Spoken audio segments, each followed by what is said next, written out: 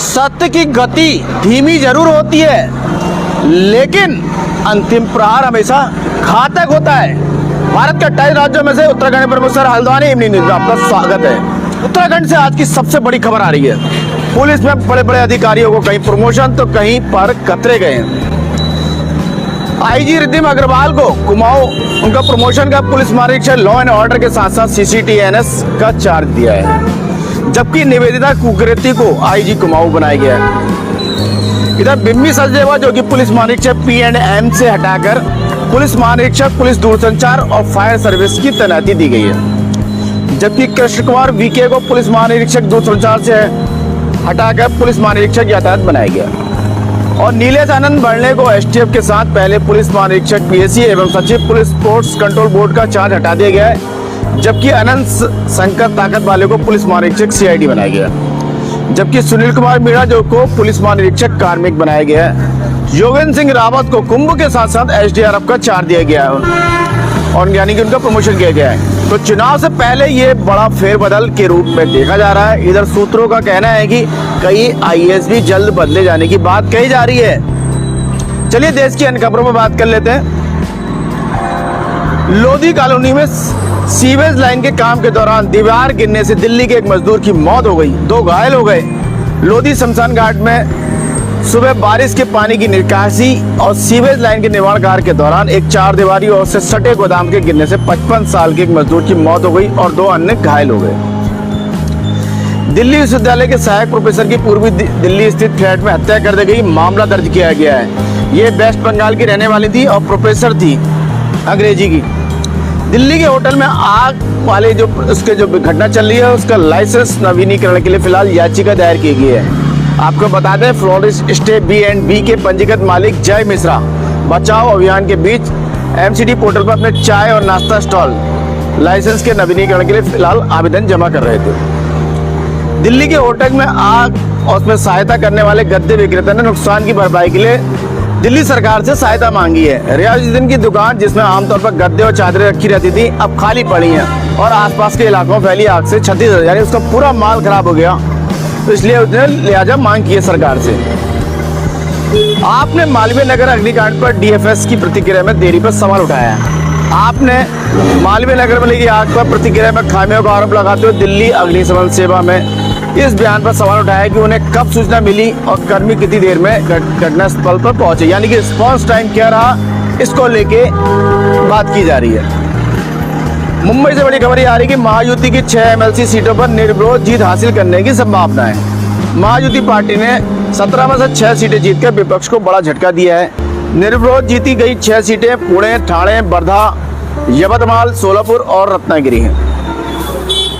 गुजरात से प्रधानमंत्री मोदी ने गुजरात के सूरत स्थित L&T की हजीरा सुविधा का दौरा किया और वहां की परियोजनाओं की समीक्षा की है। ढोल के आकार के वृक्षारोपण की तकनीक से धोलेरा की खारी भूमि में 3,200 पेड़ उगाए जा सके। गुजरात पुलिस ने ऑपरेशन डेल्टा हंट के तहत 501 बांग्लादेशी नागरिकों को हिरासत में लिया है। अहमदाबाद में पानी दूषित होने के मामले में 7 लोग अभी भी अस्पताल में भर्ती हैं। केंद्रीय मंत्री शाह ने स्थिति की फिलहाल समीक्षा की है।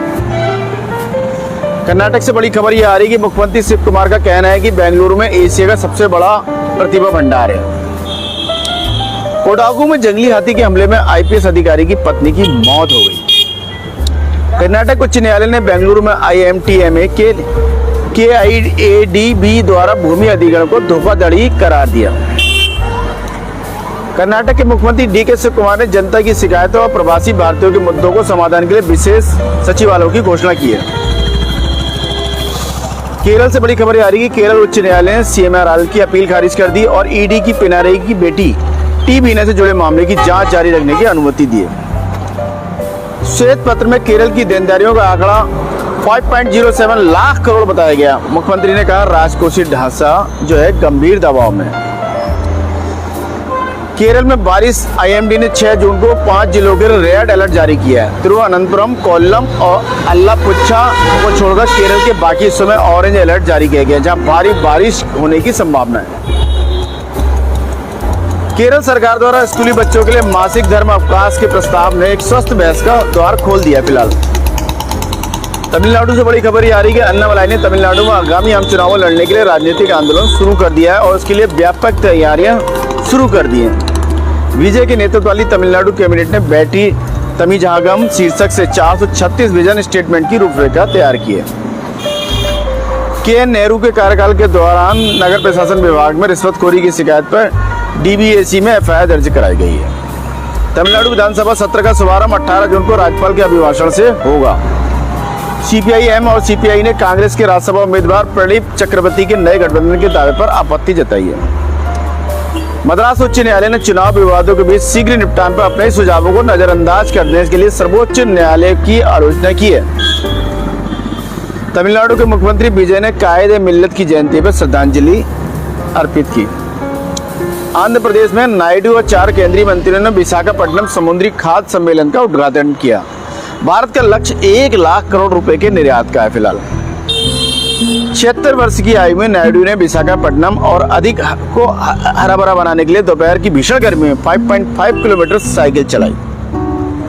मध्य प्रदेश से बड़ी खबर ये आ रही है, कुवैत अंतर्राष्ट्रीय हवाई अड्डे पर हुए हमले में मारे गए भारतीय की पहचान उज्जैन निवासी के रूप में हुई। वह पारिवारिक विवाह समारोह में शामिल होने के लिए घर लौट रहा था।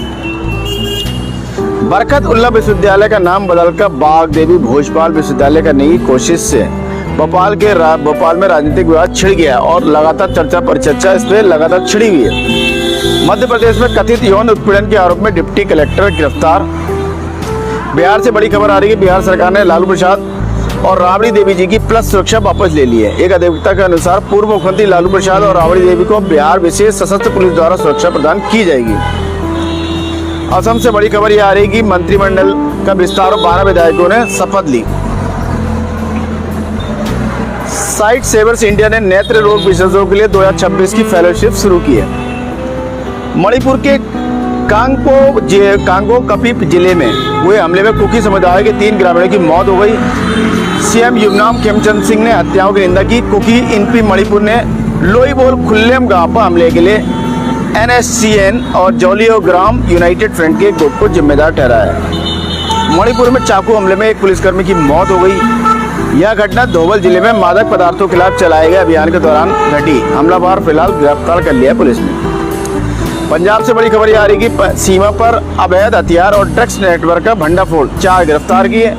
डीजीपी गौरव यादव ने बताया कि अमृतसर कमिश्नरेट पुलिस ने 1.035 किलोग्राम हीरोइन, 5 अत्याधुनिक पिस्तौल, 2 जिंदा कारतूस और 5 लाख रुपए ड्रग मनी भी बरामद किए। हिमाचल प्रदेश के 90 लाख करोड़ रुपए के हरित योगदान के लिए केंद्र द्वारा अपर्याप्त मुआवजा दिया गया। मुख्यमंत्री सुक्खू आगामी नीति आयोग की बैठक में राज्य के जायज दावे को केंद्र सरकार के समक्ष मजबूती से उठाएगा। आशा है आपको खबरें अपडेट रख रही होंगी और चाय पर चर्चा के लिए मसाला प्रदान कर रही होंगी। अपने विचार और सुझाव साझा करें। कल फिर नए विषय के साथ आपके समक्ष उपस्थित होंगे। इसी के साथ मैं मनोज आर्य, खबर संसार के लिए जय हिंद।